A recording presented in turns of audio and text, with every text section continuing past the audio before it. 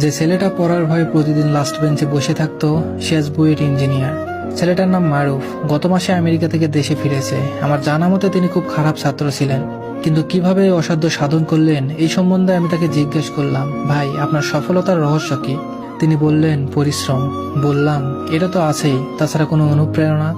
আমি একটু বিচলিত বোধ করলাম। বুঝতে পেরে মারুফ ভাই বললেন, দেখো তুমি আমার থেকে অনেক ছোট, বিষয়টা বললে তুমি যে কিভাবে নাও। বললাম, না ভাই বলতে পারেন, আমি পজিটিভ মন মানসিকতার মানুষ। তারপর তিনি বলতে শুরু করলেন, একসময় ক্লাসের খুব খারাপ ছাত্র ছিলাম আমি। তখন আমি নবম শ্রেণীতে পড়ি। আমাদের ক্লাসে মোট শিক্ষার্থী ছিল ৭০ জন, তার মধ্যে আমার রোল ছিল ৬৫। তবুও প্রতিদিন স্কুলে যেতাম, তার একটা কারণ আছে, সেটা পরে বলছি। অবশেষে ফাইনাল পরীক্ষা শেষ হলো, অর্থাৎ আমি এবার ১০ম শ্রেণীতে উঠলাম। রোল নাম্বার মার্শাল্লাহ সবচেয়ে বেশি, ৭০ হলো। হাই স্কুলে খারাপ ছাত্রদের খুব ঘৃণা করা হয়। সহপাঠী, বন্ধু বান্ধব, শিক্ষক শিক্ষিকা সবাই আমাকে ঘৃণা করত।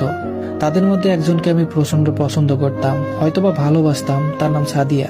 এই মেয়েটার জন্যই আমি প্রতিদিন স্কুলে যেতাম, শুধু এক নজর দেখার জন্য। ওকে দেখলেই আমি কেমন জানি হয়ে যেতাম। উপস্থিত বুদ্ধি হারিয়ে যেত, হার্টবিট বেড়ে যেত, একদম অস্বাভাবিক অবস্থা। বহুবার চেষ্টা করেও সাদিয়াকে আমার মনের কথা বলতে পারিনি। একদিন সাহস করে বলে ফেললাম, সাদিয়া আমি তোমাকে খুব পছন্দ করি, ভালোবাসি। মেয়েটা খুব স্বাভাবিকভাবেই বলল, তুই? আমি অপরাধের মতো বললাম, হ্যাঁ। হঠাৎ করে মেয়েটা আমার গালে একটা থাপ্পড় মারলো। আমি থমকে গিয়ে হা করে চেয়ে রইলাম। মেয়েটা বলতে লাগলো, সাহস কত তোর? তোর মতো ছেলে আমাকে প্রেমের প্রস্তাব দেয়? তুই তো ক্লাসের লাস্ট বয়, খ্যাত একটা। জানিস আমার বাবা আমাকে ইঞ্জিনিয়ার ছেলের সাথে বিয়ে দিবে, তোর মতো লাস্ট বেঞ্চের ছাত্রের সাথে না। ফাজিল কথাকার, আর কখনো আমার সামনে আসবি না। সেদিন যে স্কুল থেকে বেরিয়েছিলাম আর কখনো যাইনি। ময়মনসিংহের ছোট্ট একটা শহর গফুরগাঁও, সেখান থেকে এসএসসি এবং ইন্টারমিডিয়েট কমপ্লিট করলাম। এসএসসি তে গোল্ডেন, এইচএসসি তেও গোল্ডেন, অবশেষে বুয়েট চান্স। এটাই আমার জীবনের সবচেয়ে বড় অনুপ্রেরণা। সেদিন যে মেয়েটা আমার গালে থাপ্পড় মেরেছিল, সেই থাপ্পড়ই আজ আমাকে এত উপরে তুলে দিয়েছে। তার প্রতি আমি চিরকৃতজ্ঞ। মারুফ ভাইয়ের কথাগুলো শুনে আমার শরীরের লোম দাঁড়িয়ে গেল। তারপর জিজ্ঞেস করলাম, আচ্ছা ভাই, ওই মেয়েটার সাথে কি আপনার কখনো যোগাযোগ হয়েছিল?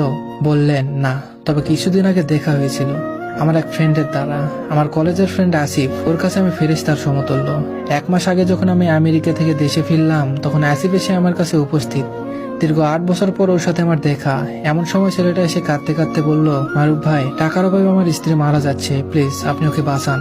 বললাম, এর মধ্যে বিয়েও করে ফেলেছিস, যাই হোক, কি হয়েছে তোর বইয়ের? বলল, একটা অপারেশন করাতে হবে, ২ লাখ টাকার দরকার। বললাম, আচ্ছা চল। অতঃপর হাসপাতালে গেলাম। তাড়াঘোড়া করে টাকা জমা দিয়ে সেই দিন চলে এসেছিলাম। তার ১০ দিন পর আবার আসিফ আসলো আমার কাছে।